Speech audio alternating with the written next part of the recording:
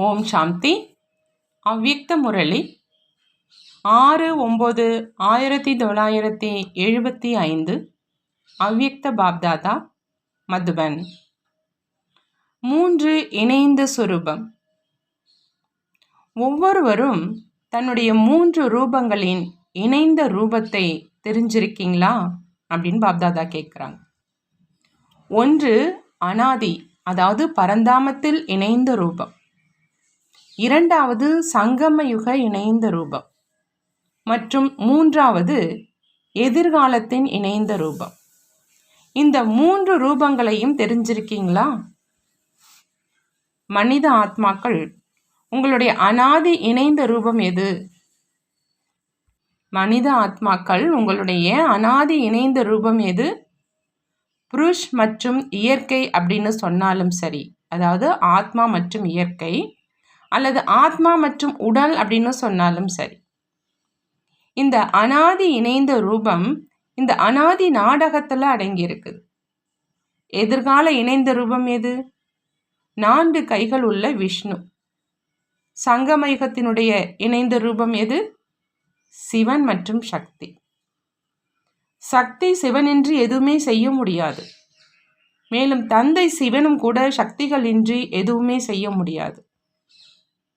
அப்படி சங்கமயுகத்தின் அனைவரின் இணைந்த ரூபம் சிவசக்தி. மாதர்களுடையது மட்டும் இல்லாம பாண்டவர்களும் சக்தி சொரூபம்தான். நினைவு ரூபத்துல இன்றைய சத்குருக்களும் உங்களுடைய இணைந்த ரூபமான சிவசக்தியின் பூஜை செஞ்சுட்டு வராங்க. ஆகினால நாமே தான் இணைந்த சிவசக்தி அப்படிங்கிற அந்த நினைவு எப்பொழுதும் இருக்கணும். எப்பொழுதும் இருப்பதே இணைந்த ரூபம் அப்படின்னா அதை மறக்க முடியுமா?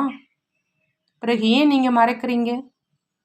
தன்னை தனியானவர் அப்படின்னு நினைக்கிறீங்க, ஆகினால மறந்தும் விடுறீங்க. சென்ற கல்பத்தினுடைய நினைவு சின்னத்திலும் அர்ஜுனனுக்கு எப்போ தந்தையினுடைய துணை மறந்துடுது, அதாவது எப்போ அவர் சாரதியை மறந்துடுறாரோ அப்போ என்னவாகி விடுகிறார்? பலமற்றவராக, கோழையாக ஆகிவிடுகிறார் அப்படின்னு சொல்லலாம். மேலும் எப்பொழுது என்னுடன் இருப்பவர் என்னுடைய ஓட்டுநர் தந்தை அப்படின்னு நினைவுக்கு வருது அப்படின்னா வெற்றி அடைபவராக ஆகிடுறார். நிரந்தரமாக சுலபமான நினைவிற்கான சுலபமான யுக்தி ஒன்றே ஒன்றுதான்.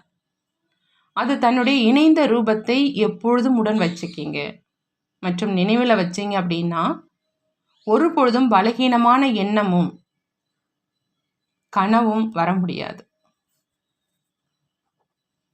விழித்து கொண்டும் தூங்கிக் கொண்டும் இணைந்த ரூபம் இருக்கட்டும். எப்போ தந்தை அவரே குழந்தைகளோடு துணையாக இருப்பதற்கான உறுதி கொடுத்திருக்கிறார் மற்றும் அப்படி நடந்தும் கொள்கிறார் அப்படின்னா உறுதிமொழியினுடைய லாபத்தை எடுத்துக்கணும்.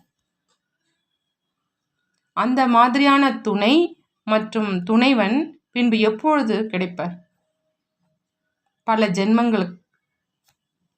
பல ஜென்மங்களாக ஆத்மாக்களோடு துணையை வைத்து துக்கத்தினுடைய அனுபவம் செஞ்சும் இப்பொழுதும் கூட ஆத்மாக்களின் துணை உங்களுக்கு பிடித்திருக்கிறதா?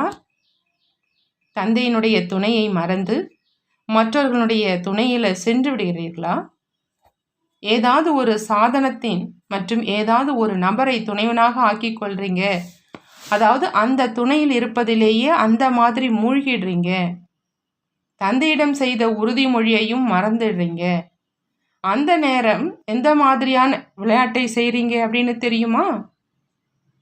விளையாடும் நேரத்திலோ மிகவும் மகிழ்ச்சியாகிடுறீங்க. இப்போ மறந்துட்டீங்க. அந்த வித்தைக்காரர்கள் வெளிப்படுத்தும் விளையாட்டை விட மிகுந்த ரமணிகரமாக விளையாடுறீங்க. யார் அது பற்றி சொல்கிறாங்களோ அவங்க வித்தை காட்டி விளையாடுபவராக இருப்பாங்க என்று அப்படி கூற முடியாது. அதை பார்ப்பவர்கள் கூட சொல்ல முடியும். உங்களுடைய இந்த உலகத்தில் ஆண் குரங்கு மற்றும் பெண் குரங்கினுடைய விளையாட்டை காண்பிக்கிறாங்க. பெண் குரங்கை ஆண் குரங்களோடு நிச்சயதார்த்தம் செய்வதற்காக பிடித்து கொண்டு வராங்க. மற்றும் பெண் குரங்கு குறும்புத்தனமாக முந்தானியை எடுத்து மூடி முகத்தை அந்த பக்கம் திருப்பி விலகி சென்று விடுகிறது. ஆண் குரங்கு முன்னேறி வந்தால் இது பின்னோக்கி செல்கிறது. அப்படி இந்த ரமணிகரமான விளையாட்டுகளை பொழுதுபோக்குக்காக காண்பிக்கிறாங்க அப்படின்னா, குழந்தைகளும் அதே மாதிரி அந்த நேரம் அந்த மாதிரி குறும்பை செய்கிறாங்க. தந்தை எதிரில் வருகிறார், மேலும் குழந்தைகள் பார்த்தும் பார்க்காமல் இருக்கிறாங்க, கேட்டும் கேட்காம இருக்கிறாங்க. அந்த மாதிரி விளையாட்டை இப்பொழுது செய்யாதீங்க. தன்னுடைய 3 இணைந்த ரூபத்தை நினைவில் வச்சிங்க அப்படின்னா, தான் நிரந்தரமாக எப்பொழுதும் துணைவனோடு அந்த துணையை அனுபவம், தன்னை தனியாக இருப்பதாக நினைப்பதனால காலப்போக்கில் வாழ்க்கையில் சோர்வு வந்துடுது. அதீந்திரிய சுகம் நிறைந்த வாழ்க்கை, அனைத்து உறவுகள் நிரம்பிய வாழ்க்கை மற்றும் அனைத்து பிராப்திகளினால் நிரம்பிய வாழ்க்கையை அந்த நேரம் ரசனையற்று மற்றும் முற்றிலும் சாரமே இல்லாத அனுபவம் செய்கிறீங்க. திரிநேத்திரியாக இருந்த போதிலும் எந்த வழியும் தென்படுறதில்லை. என்ன செய்வேன், எங்கு செல்வேன், ஒன்றுமே புரியலை. ஜீவன் முக்தியினுடைய கதவை திறக்கக்கூடிய அவங்களுக்கே ஒரு புகலிடமும் பார்வையில் தென்படுவதில்லை. 3 காலத்தையும் தெரிந்தவராக இருந்த போதிலும் தன்னுடைய நிகழ்காலத்தை தெரிந்து கொள்ள முடியல. இந்த அதிசய செயலை செய்கிறீங்க இல்லையா? அந்த மாதிரி அதிசயத்தை தினசரி ஏதாவது குழந்தைகள் செய்து காண்பித்து கொண்டே இருக்கிறாங்க. அந்த மாதிரி நேரத்தில் பாப்தாதா என்ன செய்கிறாங்க? மிகவும் திருப்திப்படுத்தி சந்தோஷம் அடைய செய்கிறாங்க. இருந்தும் குழந்தைகள் மிகவும் குறும்புதனம் செய்கிறாங்க. பின்பு நேரம் கடந்து சென்ற பிறகு தந்தையை சந்தோஷப்படுத்துகிறாங்க. குழந்தைகளும் மிகவும் சாதுரியமானவர்களாக இருக்கிறாங்க. ஞான சொரூபமானவருக்கு நினைவூட்டுறாங்க. என்ன செய்கிறாங்க என்று அதையோ தெரிஞ்சிருக்கீங்க இல்லையா? நீங்கள் மன்னிக்கும் கடல், கிருபை நிறைந்தவர், தயா நிறைந்தவர், இரக்க மனமுடையவர், அந்த மாதிரி பல விஷயங்களால் சந்தோஷப்படுத்துகிறாங்க. பின்பு தந்தை என்ன செய்கிறார்? தந்தை பின்பு அன்பு மற்றும் சட்டத்தின் சமநிலை வைக்கிறார். இந்த கதை குழந்தைகள் மற்றும் தந்தையினுடையது. கதை கேட்பதில் அனைவரும் குஷி அடைகிறாங்க. ஆனால் இந்த கதை மாற்றத்தில் கொண்டு வரணும்.